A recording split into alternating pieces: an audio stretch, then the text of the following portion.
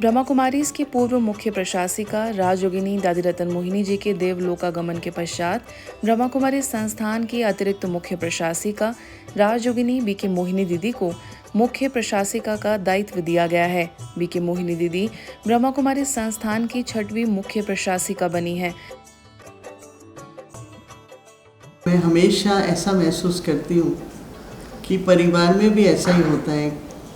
पहले जो दादा दादी होते हैं, फिर जो छोटे हैं वो बड़े होते जाते हैं। तो मैंने शुरू से लेकर के ब्रह्मा बाबा के समय से, हमारी दादी प्रकाशमणि जी थी, सभी दादियों ने बहुत शिक्षाएं दी और इन शिक्षाओं के आधार पर न केवल व्यक्तिगत जीवन पर अपने सारे परिवार के प्रति मैं वो शिक्षाओं का भी प्रयोग करती हूँ।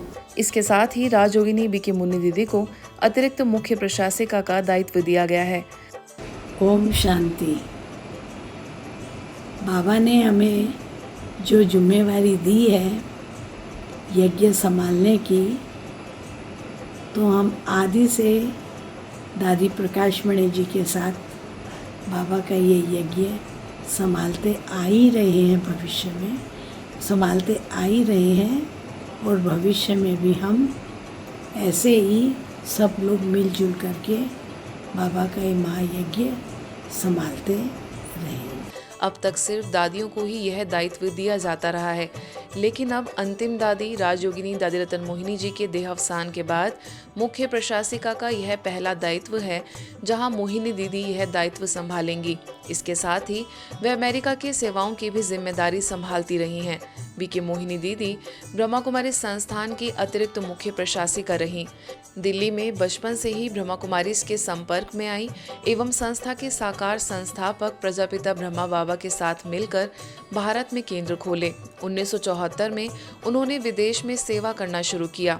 1976 में उत्तरी अमेरिका में ब्रह्मा कुमारीज की उपस्थिति स्थापित की, पहले कैरेबियन और फिर 1978 में न्यूयॉर्क में भी ईश्वरीय सेवाओं का बीजारोपण किया।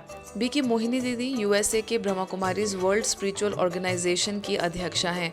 अमेरिका और कैरेबियन के लिए ब्रह्मा कुमारीज की क्षेत्रीय समन्वयक हैं और संयुक्त राष्ट्र में ब्रह्मा कुमारीज की प्रतिनिधि हैं।